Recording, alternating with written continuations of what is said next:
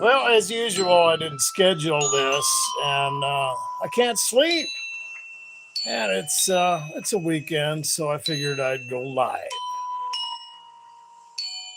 and we'll wait for some people to get on here. I enjoy talking to myself. Don't get me wrong, but I'd much rather talk to you.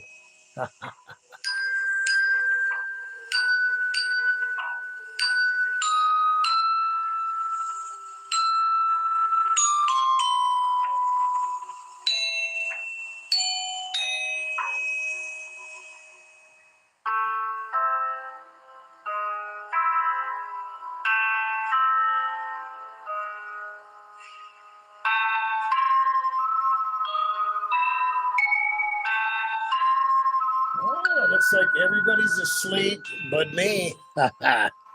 Oh, must be nice. Yeah. Well, I've been there before.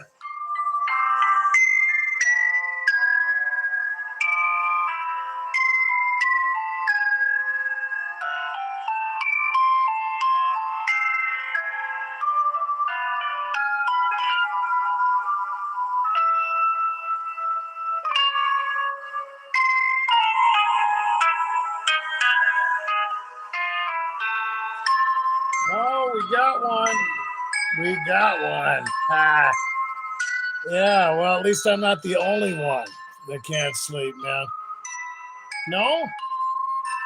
Oh, it was an illusion. I thought I had one on there. It was a hallucination. Actually, to be perfectly honest, I don't have my bifocals, and I'm not gonna go rummage through my vehicle to get them. And it's just the way it's gonna be. Most of the time, these messages they flash up on the screen anyway, and they're just there for a second, and they disappear into the blackness of this phone. And so, wow, I can't believe it. I figured there'd be some people up. Okay. Well, we got a couple, looks like. Well, I'm just going to start going because I don't know if I can handle any more of this music. Oh, man.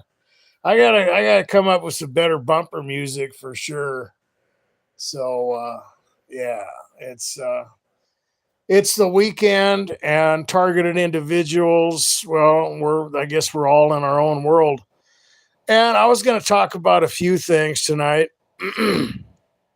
because targeted individuals deal with a lot of different types of attacks. Okay. Like I've mentioned a million times, they're sensitized, they're assaulted in a lot of different ways. And, I mean, it has to be something if it's going to follow the modus operandi of gang stalking. It's got to be something that's going to look nuts. If you try to talk about it, you're going to look absolutely paranoid. You're going to look crazy. And by the way, if I have to end this live stream, man, don't get mad at me because there's been some things going on in the neighborhood, and that's one of the reasons why I'm not sleeping right now because I do have to go to work tomorrow. But you know what? If you can't sleep, make the most of it. If you got lemons, you better make some lemonade. Targeted individuals are good at that. One of the things that has really concerned me now that I mentioned we're going to talk about some different types of attacks. Well, one of the things that really concerns me is, you know, the whole idea of targeting individuals and firearms. Okay, and I've talked about that before. And you have the choice to do whatever you want on that. I think it's dangerous in my situation. Okay, not just for the fact that targeted individuals get set up. Okay, I've talked about the fact that there's a lot of reciprocity that goes into being a targeted individual. In other words, uh, you've been pushed. Okay, there's a lot of things that build up, and every now and again, I find myself, being pretty frustrated. It doesn't happen every day, but it does. And I found myself in scenarios before where, even if you're just somebody who does a lot of delivering and you're in traffic, that having a gun would probably be a bad idea. I was watching some videos on, open carry and stuff like that. I was also watching videos where people have the permits for concealed carry. It just depends on what state you're in. And this was a cop that made the video. And he said that, I'm kind of rethinking the whole thing concerning, the concealed carry, right? Even a person involved in law enforcement, because he noticed that, his partners, a lot of the people are being trained, military style now that are cops or whatever. I'm not going to knock anybody, but this guy was talking about how, well, you're drawing your weapon, or you're loosening up your gun belt or whatever. What's going on? Well, the guy has a concealed carry, and the guy's like, well, yeah, he's got a permit for it. Well, you just never know. Well, that's not good. Okay, if people are being trained or have the propensity to, pull their guns or whatever when someone is, a law-abiding citizen who just has a gun, that could be dangerous in and of itself, right? But getting back to being a targeted individual, and a lot of you guys talk about being harassed maybe by law enforcement or whatever, and a lot of that, has to do with, positions of power, right? Not to get too conspiratorial, but you have a type of delegation involved in the hierarchical system of this world, right? And I hold to the spiritual application. And so you have the principalities of the powers, and then you have their little puppets, right? You can get into the secret societies and go back to Egypt. And people talk about the Freemasons and the Rosicrucian Freemasons and the Illuminati or the Scottish Rite or whatever, and that stuff is real. Okay, but what does it represent? It represents an influence on mankind, and it also represents a delegation of power and resources. Okay, so when you get into that pyramid and you go down, well, you have people in power, you have people with money, you have individuals who are going to be targeted for manipulation or to be recruited. And I'm not saying that there's a bunch of people out there who know about you and, the cops are coming after you or whatever. I'm not going there, but I am saying that, for everyone, not just targeted individuals, that there is a delegation of power, and that goes into positions of power. Law enforcement is a position of power. People who are in banking, people who are, dealing with large sums of money or have maybe large construction business, even people that have the small businesses, even though they're trying to get rid of the middle class. But getting back to the point, as a targeted individual, you don't want to put yourself in that position, because there is a high likelihood that you're being set up for something. And the disturbing aspect of a targeted individual with a weapon is someone who's a new targeted individual, or someone who's feeling the effects of their harassment. Okay. And what am I getting at? I watched a video, and it was early this morning, and there was a gentleman, and I think he was experiencing workplace harassment or something like that.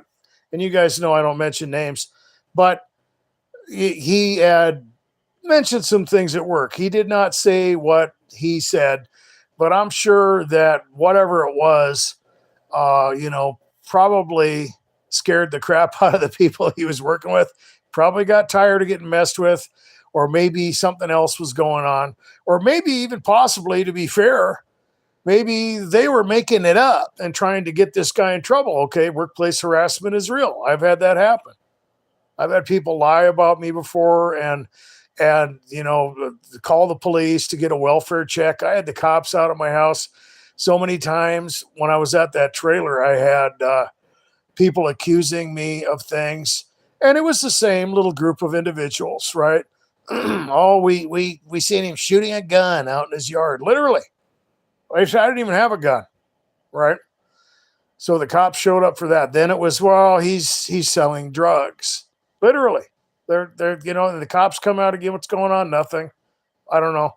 Well, what are these people? How am I supposed to know? And you have no explanation, and it kept happening. And probably about the fourth or fifth time, these police, man, they're like, "What is the deal?" And I'm like, "Well, I'll tell you what. Okay, obviously there's nothing going on here. So if you know what you're going to do to stop this, because I'm not the one bothering you, is that if these people call you again for a welfare check and nothing's going on, they're the ones that are going to get in trouble. You have to threaten them. Don't threaten me." And they were cool about it. Okay, and just to be clear about all that I'm illustrating, I was illustrating the fact that you can be set up for that stuff. The other thing I'm illustrating is that the cops had nothing to do with it. Okay, they had no involvement in my little scenario. Okay, they weren't hired by the CIA. They weren't getting messages from a fusion center. People were calling them, and they were coming out on legitimate business. Okay, so but getting back to this dude, you never know. You never know what was going on, and what he had done is he basically went. I think he was living with his parents, and so he goes in the house, and the cops show up. And evidently he'd already been to the psych center and stuff like that. But he had claimed that he was being attacked by energy weapons and stuff like that. He was talking about having, symptoms and so forth, which, and I've talked about that before, is you don't know what's happening. Okay. You don't know as a targeted individual what's going on. Using syllogistic reasoning is very dangerous. Whether you're going to assume that the cops are there to harass you, and they're the perps or something, well, you're just coming up with that. It could be true, but they could just be there on legitimate business, right? Something that looks suspicious isn't necessarily always gang stalking, right? But this guy was concluding that that's what was going on. He was getting attacked by energy weapons or whatever. Could it have been something else? It could have been. Could have been covert drugging. It could have been a type of covert poisoning. It could have been maybe even a legitimate health issue, because a lot of times targeted individuals become sensitized. And I've had that happen where I started getting sick or something happened, and I'm like, oh, what the hell they do now? And I've read into things before, or it could even be something demonic, right? And getting to some other examples, there's people that I've heard in the comments before where they believe that their neighbors or something like that are literally hijacking their thoughts or whatever, or they're jacking into their consciousness and stuff like that. And you're in the realm of speculation at that point. I'm not saying that that the government's not working on stuff like that. I'm not saying that people can't be involved in a government program that has, higher forms of technology involved. But just coming up with that conclusion is dangerous, because you don't know. You don't know what's going on, right? It could be something demonic. When people are talking about V2K, that's always what, goes through my mind is, are you sure? Are you sure it's V2K, man?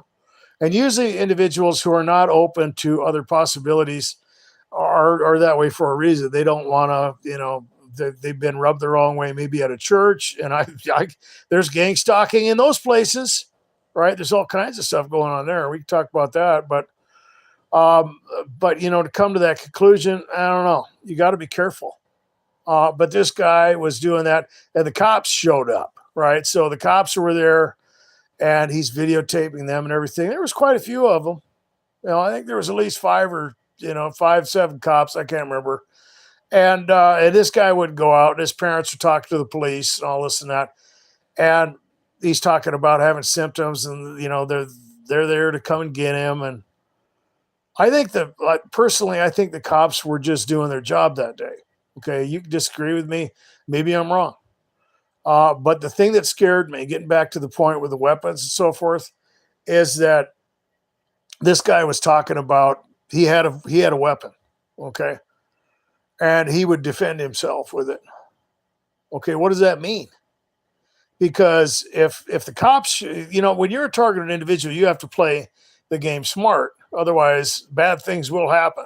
Okay, I've talked about that. Whether you're trying to explain to a doctor that you're the victim of a conspiracy, or whether you're getting harassed at work and you react or something, or you try to call out a gang stalker and they get their little payoff or whatever. And if if shooting the police when they come to your house is part of a protocol that you think you have to do to defend yourself, you're out there, man. Okay, you can't do that. You cannot do that unless you got a death wish. You're gonna die. They're gonna shoot you. You'd be pretty lucky to survive that. And other people can get hurt too.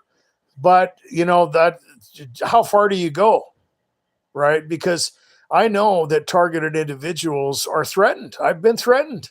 And they do that. They have to instill fear in the targeted individual. It's not to say that those threats shouldn't be taken seriously. Okay, I remember working at a pizza place probably about a year or two after this whole thing started, when it got aggressive and I was dealing with the break-ins. And there was a lot of workplace harassment. And it wasn't in my head. It was in my face. Okay, it was obvious. It was aggressive. It wasn't even covert, or there was no playing around. No directed conversations with possible scenario. It was in my face, literally. And this guy, he was an older dude, and he said, well, you know what? He said, because he was trying to yank my chain and I wasn't giving into it. And he finally got pissed off and he says, it can get violent, and if it does, you're not going to like it. And I was like, my gosh, not to mention I could have kicked his ass, but you don't want to do that. So, I know targeted individuals are threatened, and you hear people that they talk about being followed or whatever. And that's scary.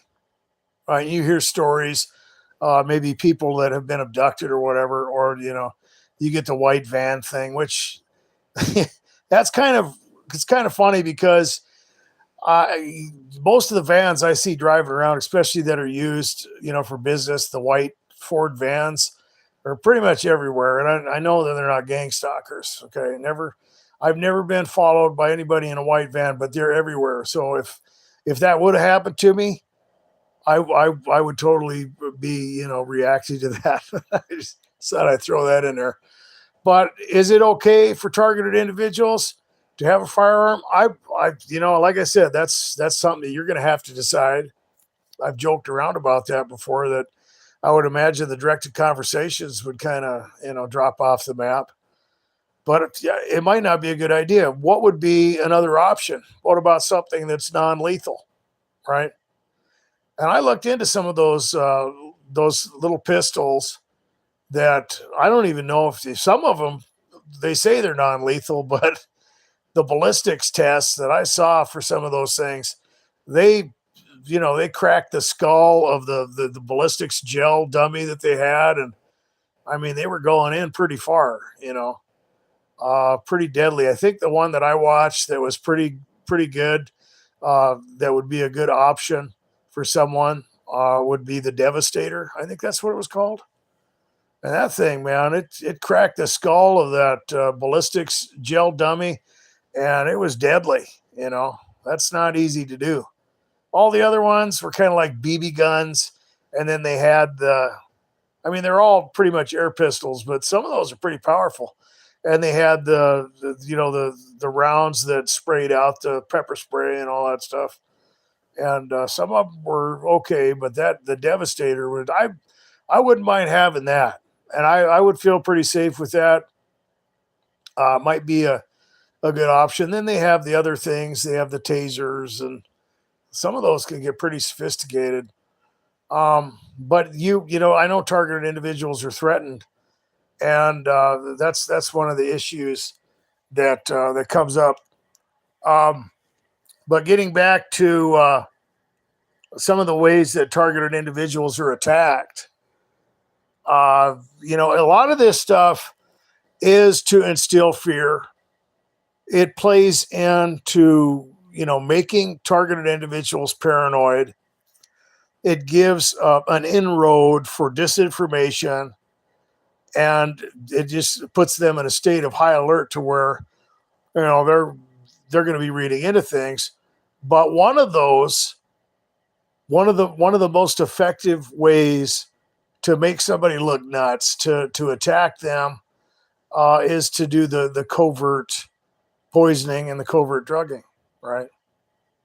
Okay, I've dealt with a lot of that, and I've talked about it on videos before where I found a book a long time ago, and it was a book. It looked like it was basically like a medical book, right? And it had legitimate stuff in there, and I was looking for something. It had to do with, my eyesight was kind of getting blurry. This was when I was younger too, and I couldn't figure out what was going on. And I had figured out that sometimes if your kidneys are compromised, I think that can affect your eyesight. So I'm looking through this book, and I come across covert poisonings, and I'm like, what the hell's this, right? Because it's talking about how your kidneys can be affected and so on and so forth. But then it started talking about, possible things that could be happening. And then it went into different things that synergistically could react that are just part of your habitual lifestyle. Like you've heard of people maybe that drink alcohol and take Tylenol, right? That's a really bad idea because that's really bad for your liver, right? Some people have permanently damaged their liver because they didn't know that taking Tylenol and drinking alcohol was a bad idea, right? You want to get ahead of the hangover, but really you're just, messing up your liver, your hepatic function. And so it went into some of those things. And then it went into talking about things that could be done, right? And, how a person's habitual lifestyle could be used against them. And you could lace maybe someone's food or whatever, maybe their hygiene products or something they're going to eat or whatever, or drink or something they're going to handle, and that's going to get in their system and react with something else, because synergistic poisoning is based on a volatile reaction of two or more chemicals, and sometimes it can get very complex, right? So you can have something simple that would just react together. But that opens up the doors to a lot of possibilities. And, a lot of people talk about handlers. Okay. And I believe that there are people that are very professional that do this stuff.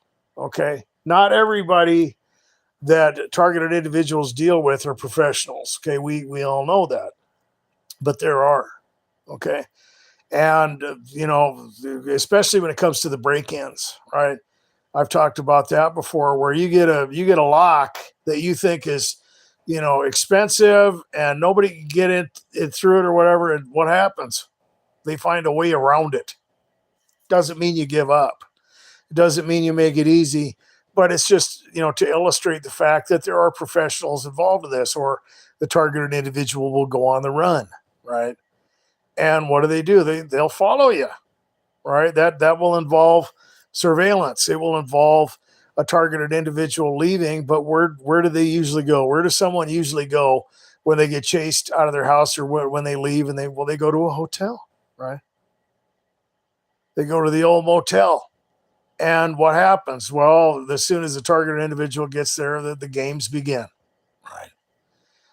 So I know that there are people who do this stuff professionally. Whether you're dealing with somebody like that, I don't know. I've dealt with it. Okay, period. But the thing that that is beneficial for them when it comes to this. We'll say they're going to break into your house or something like that or whatever. If they're going to do that, and hopefully you're not dealing with that, and you would know. I'm not trying to make anybody paranoid. You would know if that was going on. Okay, hopefully, depending on what was happening, you'd have something going on. But they don't want casualties. They're not. They don't want to just use street drugs or something that's going to be easy to figure out. Right? They want to mask it. It's like the the covert poisonings that happen when maybe a spouse tries to kill or maim or something like that their significant other. And what do? They'll use something that mimics something else, like Guillain-Barré syndrome or some type of immune reaction where your body starts attacking itself or something like that. Arsenic was a popular drug, but what's the big problem there? Well, if something like that happens, they can test and they can pretty much figure it out. When you're dealing with synergistic chemicals, what they're not going to know what to look for. It's anybody's guess. When you're doing a spectromatograph, you have to know what you're looking for. It's not as easy as you think. And the last thing that people are going to think if something serious happens and you end up in the hospital or whatever's going on, you go to the doctor. Well, you're being poisoned. Why would anybody do that? Right? Well, you think people are after you, and then of course you probably had to fill out a questionnaire to get in there anyway, because now you got to do a psych test to go see the doctor anyway, whether it's the emergency room or just your physician or whatever. It doesn't matter. So right off the bat, you could be in trouble at that point. But with the synergistic poisonings, that'll also limit the casualties, because we'll just say they use something like arsenic or some other primitive chemical or whatever, some primitive strategy. Well, we'll just say somebody else comes over to your house, reaches in the fridge, right? They want to get some, whatever. Well, that's not going to work, right? That's not going to work. But really, the benefit comes in when it's used to gaslight, because remember, I've talked about this before. If they just wanted to kill you, right? They probably would, instead of scaring you, letting you know this is going on, sensitizing you, playing this little game with you, they would just kill you, right? Instead of freaking you out and breaking into your house and doing stuff or whatever, giving you workplace harassment or however it's working out for you, rather than to play all those little games, they could do something and just boop, you'd be dead and you wouldn't even know what was going on, right? So what's the point? The point is they want to gaslight you. They want to play a game with you. They want to drive you crazy. They want to get you to question your perception. They want everybody around you to think you're crazy. And when synergistic poisoning or covert drugging like that comes into play, what could happen? Well, there's a lot of possibilities at that point, right? I've made videos about this, so you guys probably know where I'm coming from. But we'll just say that you have a group of people that want to do that.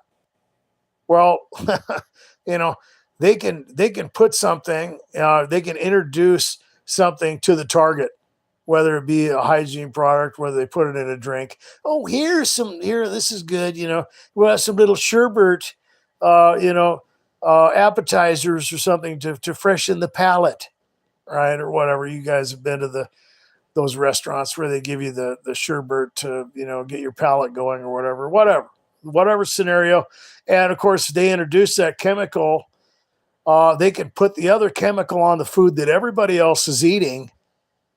And what's going to happen? Well, they didn't get introduced to that other chemical. Not everybody has to be involved. It can be a group of people with even just maybe one or even two people. We'll say a large group of people, and no one else is going to know. They're not going to have the volatile reaction because they didn't have all those chemicals introduced. So it's the perfect way to gaslight someone, right? Oh, I don't know what you're talking about. You're crazy. We all ate the food, right? Well, okay. And who knows what the symptoms are going to be, right? It doesn't have to be something that is going to make you violently ill. It might just cause anxiety, or it might cause, hallucinations or something else, whatever. But,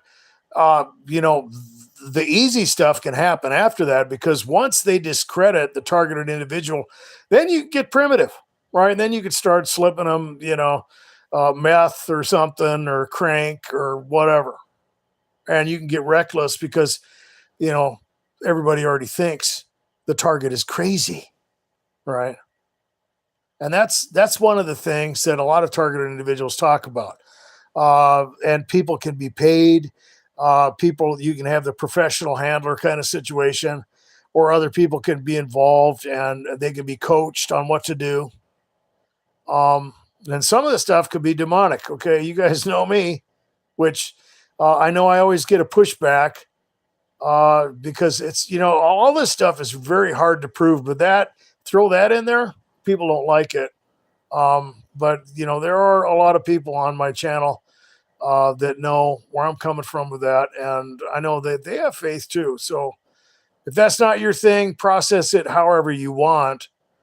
But that's one of the things that people deal with, and what happens, people look crazy, and they're limited in their options.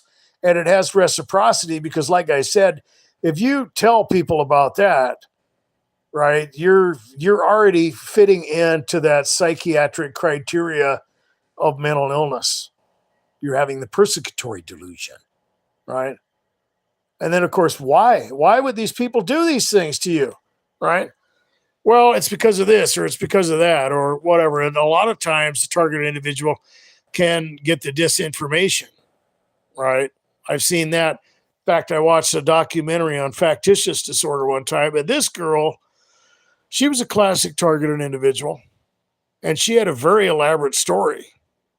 But of course, it sounded crazy, right? Because, why would anybody do all those things? Well, you must be special, right? Well, no, that's not really it. But the disinformation is going to come at the targeted individual like that. That's just what happens. So yeah, let me see. I haven't been paying attention to any of the comments because, like I said, I'm having a hard time without my bifocals, and I'm not gonna go search for them in my car. It's just too bad.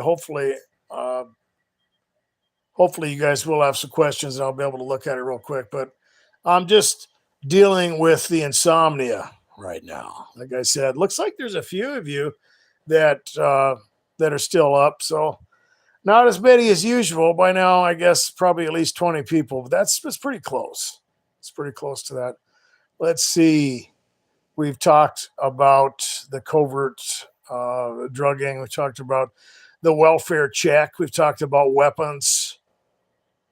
And let me see here. Well, we could talk about the family members that could become involved, right? Because there's nothing more. I don't know.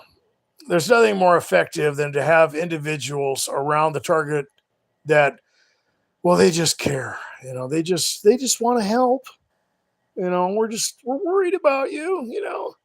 We're concerned. You're losing it, right? And some of that's genuine. Okay, I'm not going to say that just because people in your family or that are close to you in your social circle are confused about this stuff, that means that they're gang stalking you. That means that they're one of the perps that are in on. That's not okay. That's not where I'm going with it, because I wouldn't believe this stuff if I hadn't experienced it for myself. I would be one of those skeptics, right? I would be criticizing targeted as, oh, there's no way. There's no way this stuff's not possible. So you can't blame people for being confused. And if you're one of those individuals who's, talked to people about it or expressed it, or maybe there's been, situations that, I don't know, were questionable, And what happens? Well, people are going to be concerned about that. But that's not what I'm talking about. I'm talking about people who are literally, causing trouble for you, right? And you know the difference. I mean, it's one thing for people to be concerned, it's another thing for people to be intrusive with it. Or instead of talking to you or whatever, they're going to just start going and talking to other people, right? It's the gossip thing, and that happens in a lot of religious communities. Well, it's not that I want to gossip about this person, but I'm worried about them. Right? I don't want to spread the feathers, but I think we should get together and pray. And this is what's going on. Here's the dirt. Right? Well, it's biblically that's not what you're supposed to do anyway. You're supposed to go to them by yourself and then maybe with a witness or something. And then you get a few guys together or whatever. And then you confront them. And then there's the discipline, the church discipline. But with a targeted individual, that's how they do it. Right. Because if they're individuals that pretend like they care about you, then it just seems more legitimate. It does. And like I said, you have to be the judge on who's genuine in that scenario. But it can be a way to get the targeted individual maybe committed for a while for an evaluation. It can be a way to get the authorities involved, right? And you know, the thing is well, when you get into the delegation that I talked about at the beginning of the video, where you have a lot of people will speculate and they'll use syllogistic reasoning. I talked about that. That's pretty dangerous to use. You have to have pretty strict criteria and at least admit that you don't know. You could, I'm trying to figure this out. I'm not going to come up with any, solid accusations, but and I talked about, maybe the Freemasons or the Rosicrucian Freemasons or whatever, or the Illuminati or, the government kind of thing or whatever. Sometimes the authorities are involved, the law enforcement or whatever. But does that mean that, all the cops know about you, that there's some type of conspiracy? Could. I think Kenneth Dutton, hopefully he's not going to get mad for me mentioning his name, but he had a run in like that where I think there are exceptions to the rule. You know, he was dealing with some persecution where it's not that everybody in the police department was really after him, but you get one or two people turned against the targeted individual, and that's all it takes, right? And it might as well be all of them at that point. So I think that there's ways that this stuff works out, but there's that delegation and getting to the point. If you get sent in for an evaluation or something like that, of course, there's always going to be somebody probably at the hospital too, right? I did that. I went to the crisis center to get ready for treatment because I had to go up there for benzo addiction, and I saw a lot of stuff going on. I mean, it was scary, because the whole time I'm thinking, man, you know, if I was to talk about this stuff, nobody would believe anything, and these people would just have free reign. The first thing that happened when I got there, these guys were this guy thought he was going to have some fun with me, right? I was going through withdrawals, and so he comes up and he's like, "Boy, you look like you got it pretty bad." I'd already been admitted and everything, and he's playing around. He's talking with this other guy, and he comes up to me and he goes, "Well, we're just, we're here to kind of evaluate you. Can you read my name tag?" And I look at this name tag, and he's got a smirk, and he's looking at the other guy, and they're kind of having fun. I could tell that, and there wasn't anything written on his name tag. It was just a bunch of little, a question mark and other little symbols and stuff, and I'm like, there's there's nothing on there to read. You got upside down numbers and, oh man, boy, you're whoa, you're not doing well. And I'm like, well, that's strange because I can read the, the letters and the words on that magazine over there just fine.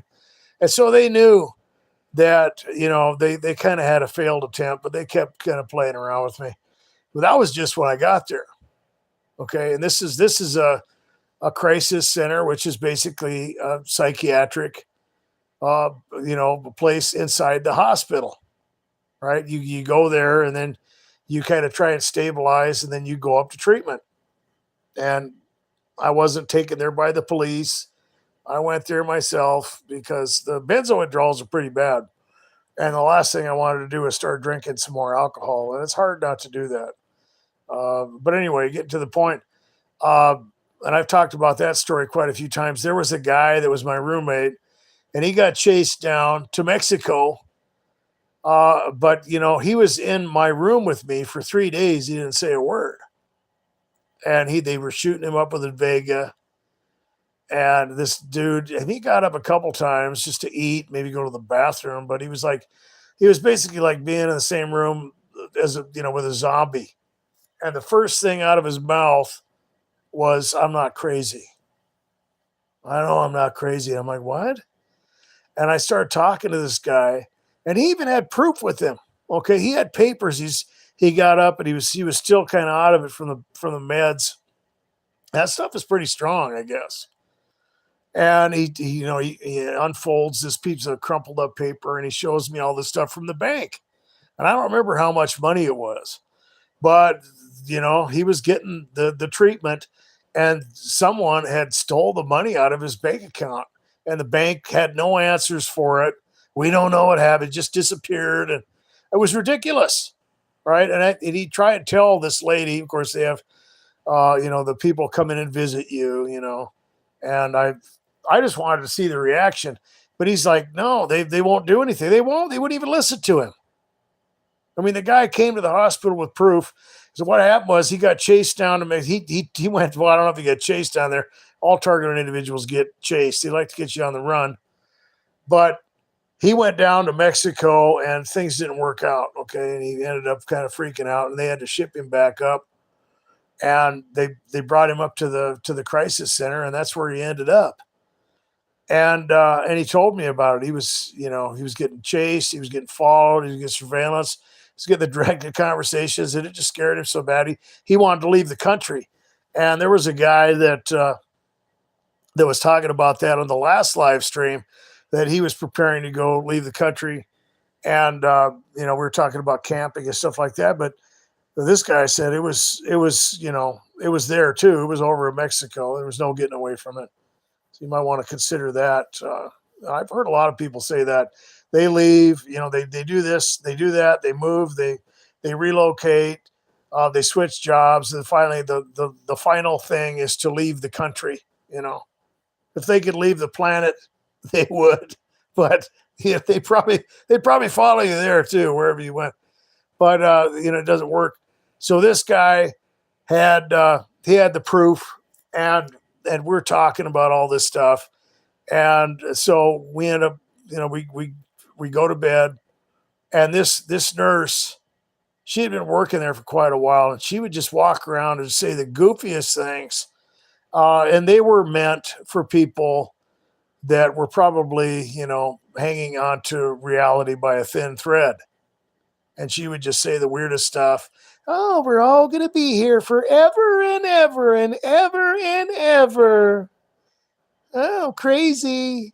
It's just, it's just right off a movie or something, And she comes in with this other gal, and we were laying there in the dark, just about ready to fall asleep. And she comes in, they start flicking the light on and off and turning around in circles and with her hands in the air going,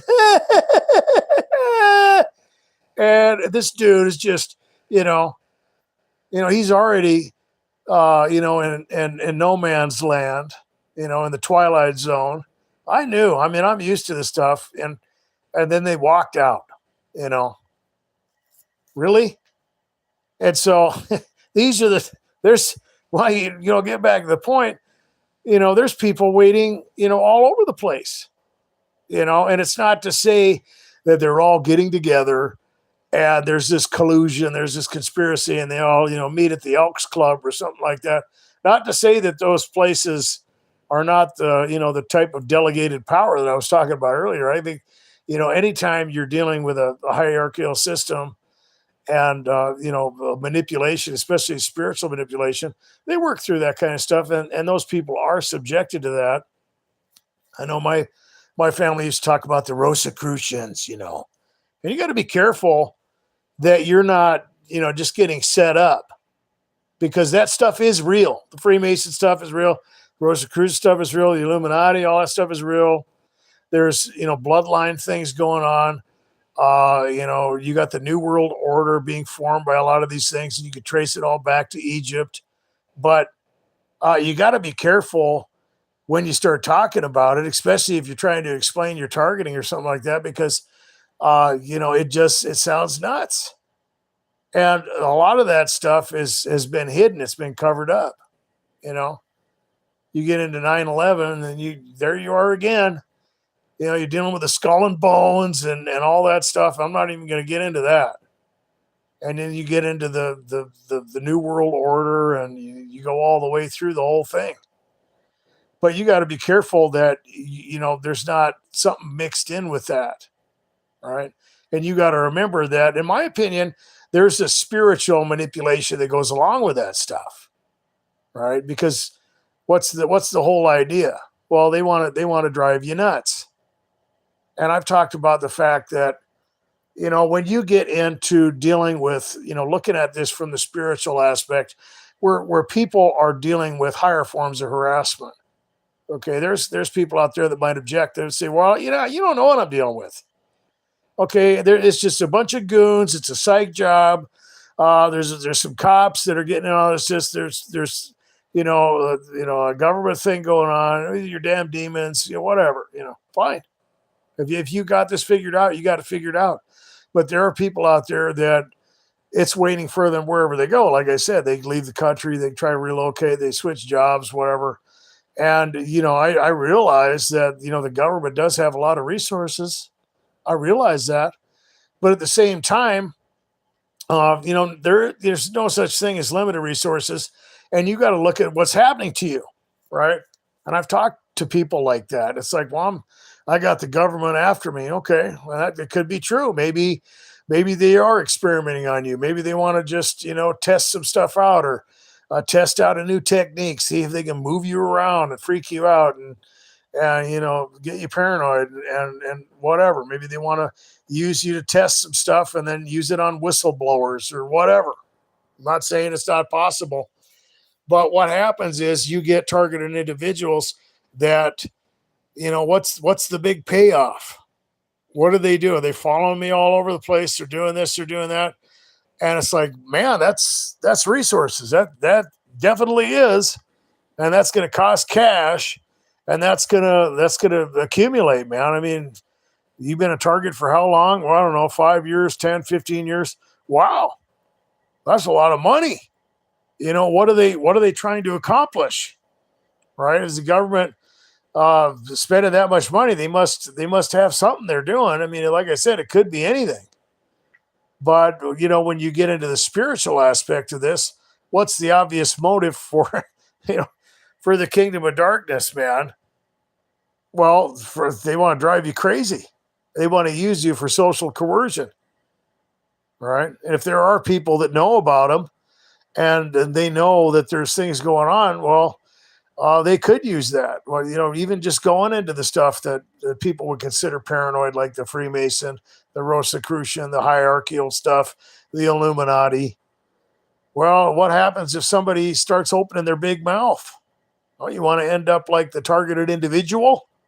Huh? We can make it happen. You got a lot of nice stuff. And, you start telling secrets. Well, yeah, we'll put you in the loony bin and, have you lobotomized, do a lot of stuff to you. You're not going to like it. That's one thing. But, the the things that targeted individuals deal with when they go on the run, if they're experiencing higher forms of harassment, it's and I've heard this from people. They might go into a new rental or they get into a hotel room, and it's like they must have pre-wired this stuff, right? It's already got the cameras, it's already got the audio devices, right? It's set up in advance, man. Well, I wouldn't say that you could use the syllogistic conclusion that it is pre-wired. I don't know. Maybe there's stuff like that. I heard one guy talking about that when they're putting in, a facility or a hotel or something that people come in and kind of, but I don't, there's no evidence for that. I would assume that that's not true. There's a lot of creepy people that own hotels. You got the Norman Bates thing going on now. You have technology, but I do know that when you're dealing with the spiritual dimension, they have a different perspective. Okay. I've talked about that. That's time dilation, right? If you guys have ever had deja vu or you ever have the dreams that come true and all that kind of, how do you explain that? Right. And I've also used the example of Paul and Silas in Philippi. Well, how does that work? Because they cast the demon out of that servant girl who harassed Paul for 3 days. And she was like a soothsayer or a prophetess in that area. She made a lot of money for the people who owned her. And what happened after Paul cast the demon out? Well, she couldn't tell the future anymore. Was she using the shotgun technique? No. I don't think so. But she was influenced by that spiritual dimension, and what does that tell you? Okay, well, in time dilation, that's just think Einstein. It's not that hard to figure out when you're dealing with something that has to do with space time, right? There's a way that depending on where you are and your position to gravity or whatever, you can experience time differently. In other words, they could have a perspective on this stuff way in advance. And I dealt with that. I've dealt with the occult before. We could talk about witchcraft. We could talk about the occult a little bit along with this because it does pertain, and a lot of targeted individuals deal with that. Okay, and they have that. And when you deal with the secret societies, when you're dealing with all that stuff, what do they use to deceive them? Well, they use that type of destiny, right? This is your destiny. We're gonna have that secret knowledge and hidden wisdom, so we can know what's going to happen. They've got the scoop, right? And I dealt with that with the Rosicrucian stuff when I was a kid. I used to hear about that, and they didn't like me, so they didn't want me to be around the first time. After that, I just, they told us about you. They told us this. They told us that, blah, blah, blah, blah, blah, blah. And like I said, you got to be careful because some of that stuff is a delusion that's basically critiqued for you so that you look crazy if you talk about it. But you can see it, not to personalize that kind of stuff, but you can see that work its way out in all these cults, whether it's the New Age when they do the remote viewing, right, or something like that. Same thing. Okay, that's people are not getting that information any other way than from something that's demonic. They're getting that from the spiritual dimension. Automatic writing. Okay, when you go back, all this stuff goes all the way back to Egypt, which was the first kingdom after the Tower of Babel. So if you're going to look, in the Bible, you can look at Psalm 82, or you can look at the Table of Nations or whatever, and the sons of God, according to their number, the nations were given to them, and those were the principalities and powers, right? And they're going to be in charge until the return of Christ, is what you're dealing with, right? And they know those things. Okay, so Egypt was the same way, hidden knowledge, secret wisdom. Even when you get down to the pyramids of Egypt, they're so heavy, right? Because when you deal with gravity, that affects that kind of thing. You have the vortex, that's up there. I think it's up in Kalispell, Montana. But when you get down to the pyramids, you're experiencing time a little different. It's the same way when they they have to synchronize the satellites, stuff like that, because it throws everything off, and that's time dilation. All right. When you have deja vu, oh, what's going on there? What do you think it is? Is that knowledge just hidden in your brain somewhere? Think about it. We've got prophetic stuff all over the map. Even when you're dealing with the kingdom of darkness, right? God has the full say over everything. You have to know that, right? Nobody can overcome what he is going to allow, or that, he is set in his mind to accomplish. But how does that work? That's a type of foreknowledge. Well, it could be a type of download. It could be like a pre-download in the mind of whoever, and it could come from the spiritual dimension. You have psychics that have been used to solve crimes, right? You can look into that. How the hell they do that, right? Where's that come from? Well, it's a gift. It's psychic powers. It's precog. No, it's not. That's coming from the spiritual dimension, is what that is. That's what I believe deja vu is. That's what I believe, all that stuff. When you have dreams and stuff like that come through, it's a way to mess with your mind.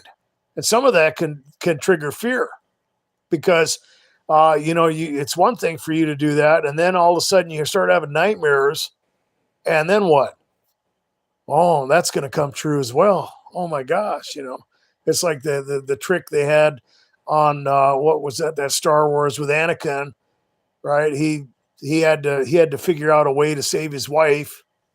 So he joined the dark side because he had a dream.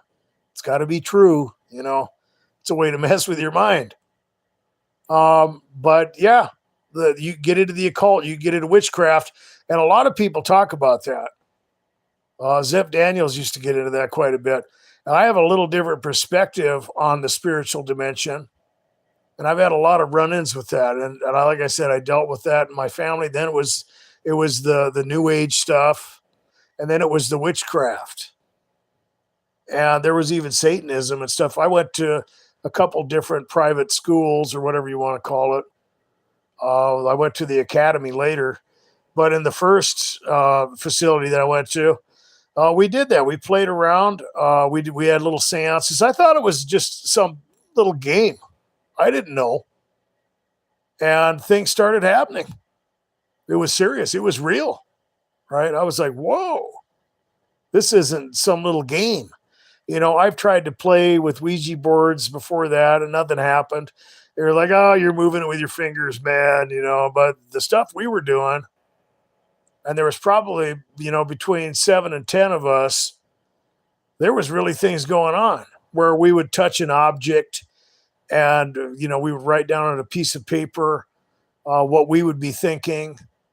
In front of the whole group, we'd give it to a couple guys that would go out of the room, and then we would all touch the same object, and the other person we would try and kind of channel that to them. But they would tell exactly. I mean, it was creepy. And then weird things started happening, and people were experiencing very adverse reactions to this stuff. Sleep paralysis, all kinds of other things, nightmares. People were becoming violent. And I was like, I don't know, this, I thought we were just playing around. And so the first place I went was kind of a Catholic facility. It was founded by a bunch of Catholics. And there was one of those brother guys working there. And I went and talked to him, and I asked him, I said, is this, we're doing all this. He said, oh, don't play around with that. Don't mess around with that stuff. It's real. I said, wow, I didn't know. He goes, just don't do it anymore.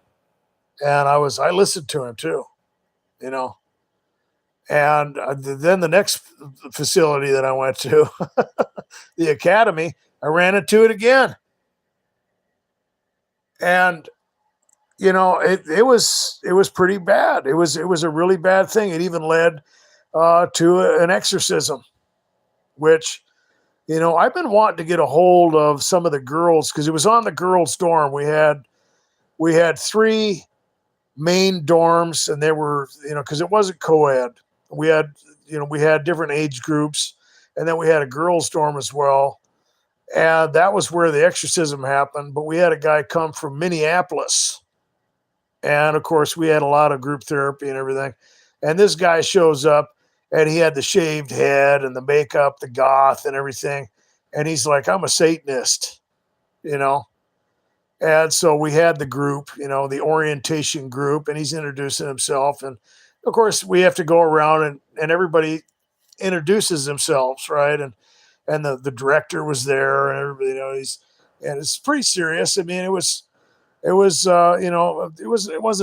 a bad place. There was a lot of reform that happened. I mean, it was kind of a classic institutional type place before I got there. But we all kind of had our little thing to say, and I said, well, I've run into that stuff, and I wouldn't play around with it if I were you. But that led to a lot of things, and a lot of weird stuff started happening.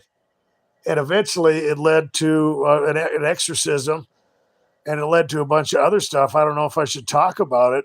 I've made it in videos before, but that stuff is real. How do I process that? Well, you have these things that are incantations and spells, and then you have you have relics and so forth and so on. And a lot of times that stuff will play in to gang stalking in a lot of different ways. I remember when I started experiencing this stuff, people would say, "Oh, they were leaving things in the house, right?" And I would have groups of these individuals all show up, or they would just start showing up. Within like an hour, there'd be a lot of people there, and it wasn't a friendly gathering of people. Okay, I used to be popular, and I would have friends over every day. That was a lot. That was way before this. And these other people would be acquaintances that, you didn't even invite them over. And all of a sudden here they all are. And they would leave things in the house, and then they would pull off this stuff where they was, oh yeah, we were, we had a connection through this, pair of sunglasses or whatever that we left at your house. And we know because of that. Or, I had one guy come over, and, he said, when he left, he said, you're going to find out what I did in your kitchen. And I said, what are you talking about? And I definitely didn't want this guy over. There were some other things that he was doing that I could go into, but the point is there were some weird things that happened. And I went looking around, and I found this little bottle full of something. I don't know what it was. I'm speculating. It looked really gross. We'll just say that who knows what it was. You use your imagination. It was a type of white fluid, and it was a small plastic bottle, like an old shampoo bottle cleaned out, and he had hidden it in the kitchen. And, come to find out, this guy was into Satanism big time. And it wasn't a type of new age version or anything like that. But getting back to the point, is it really these people doing this stuff? I don't think so. I think they're definitely influenced, and I think that they're deceived. And I've talked about that before, that targeted individuals, they're kind of like bait, because I think the people that are really being condemned are the individuals who are involved with gang stalking, right? Because there is going to be a judgment. There is going to be a lot of stuff that goes along with it. There's a lot of culpability that the kingdom of darkness works on a legal system. Okay, and they will build a case against someone. And when they get people involved with that, you look into the secret societies. What about all those rituals and stuff that they do? There's sodomy. There's all kinds of weird stuff going on. And what is that? That's culpability, right? Not only are they psychologically, kind of putting those people in bondage and making them swear oaths, and they got that stuff in Freemason where you're not supposed to do that. But not only is it psychological, but there's culpability that goes along with that stuff. And, get back to the point, human beings don't have the ability, unless you're going to get into like astral projection or whatever.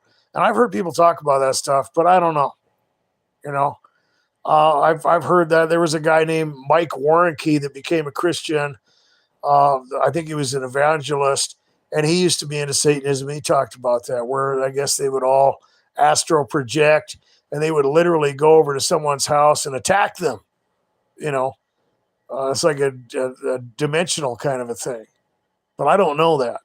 I would assume that the way you would look at something like this is the spiritual stuff is being done by spirits. Okay, it's done by the spiritual dimension, and these people are being, well, they're being influenced. They're like little puppets. They're there. You're within earshot of them, and then that's going to cause a lot of different types of paranoia and disinformation, and that's another way to make a target individual look crazy. Right? The witches are after you. The warlock is coming, but there is a reality to that stuff, because there is witchcraft, there is Satanism, there is stuff like that, but I don't think it's working out the way that people think. Not even the people that are involved in it, and they believe they're doing this stuff, but how? They don't. They're just human beings, right? They might be doing something, but at the same time, something has to carry that out and effectually cause things in the victim's life, right? And those are things that are spiritual. They're visible, right? Yeah. Oh, yeah. The witches. But that's one of them things. But the solution is drawing near to God. The solution is the same, and I talked about that.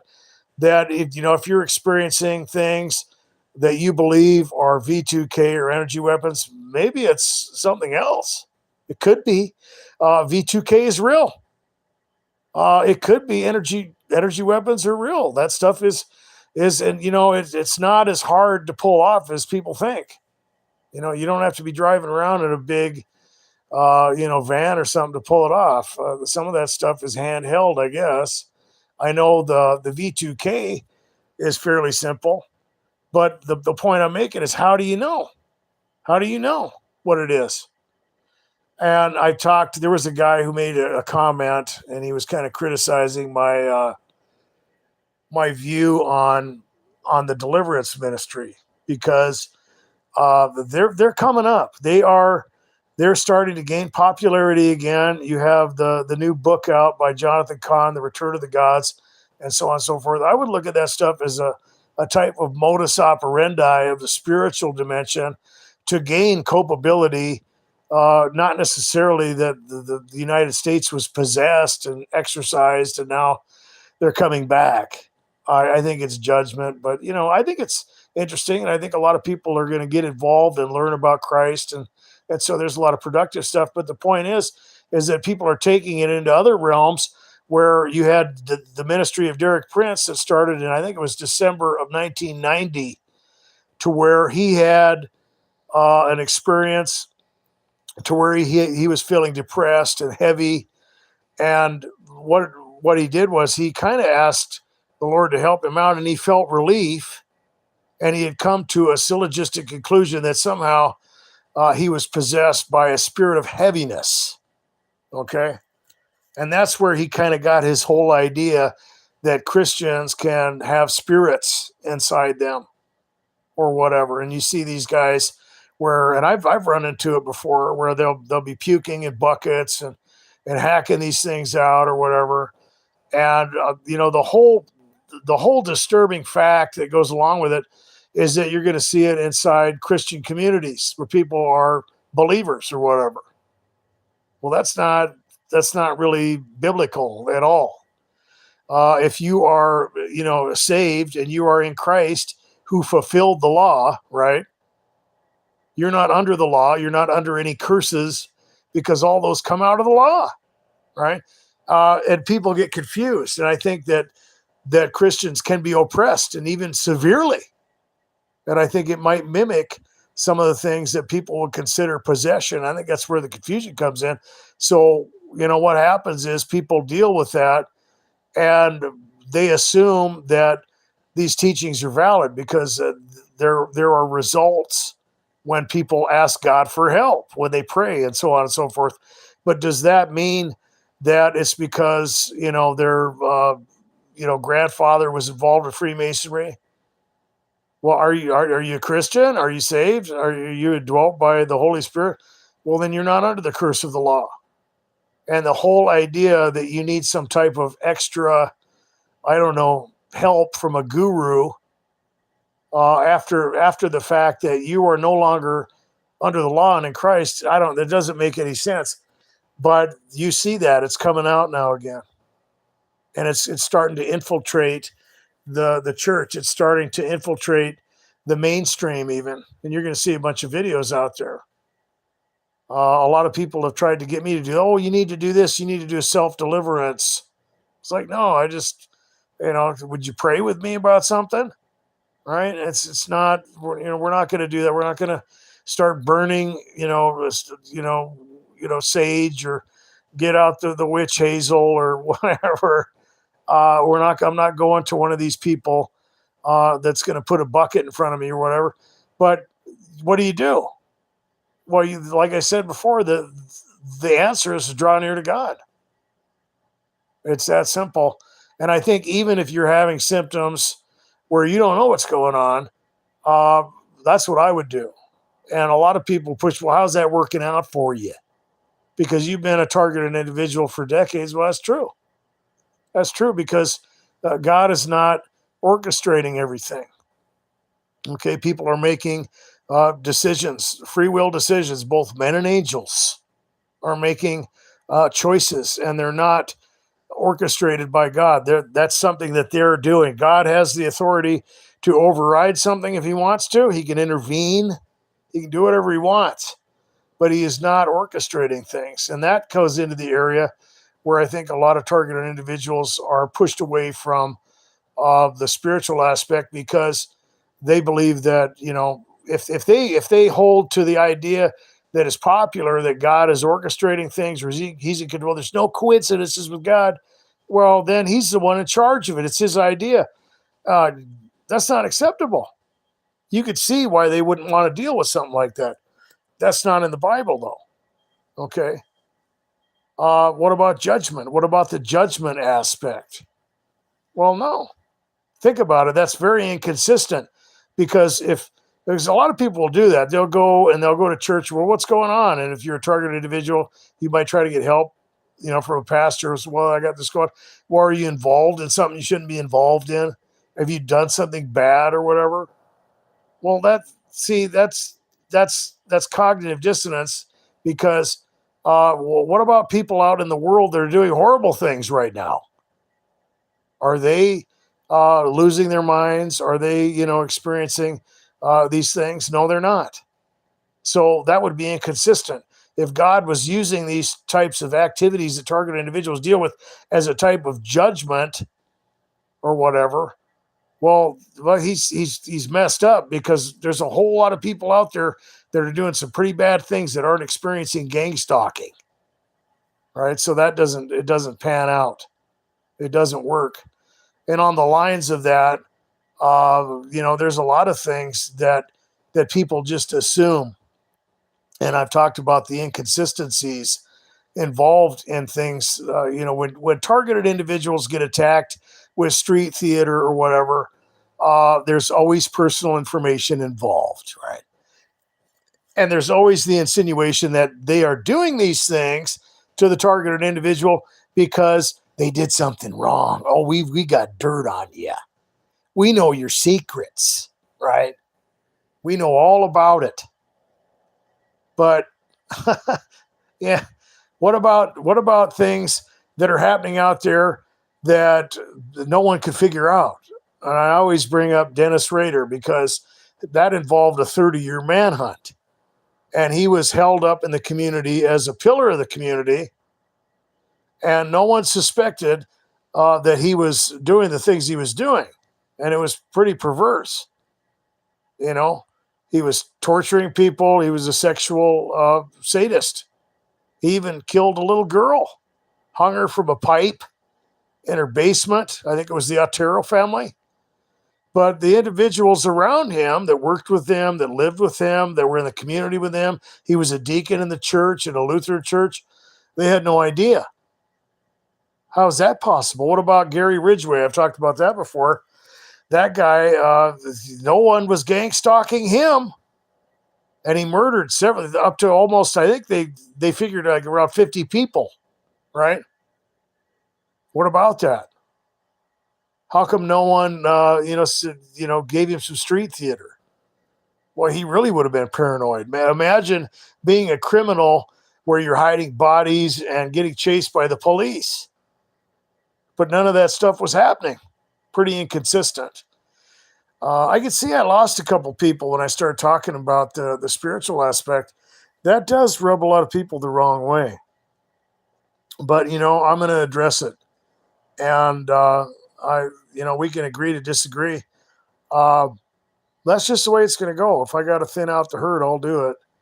Because, after all, this is, it is my channel. And it's the weekend and it's late.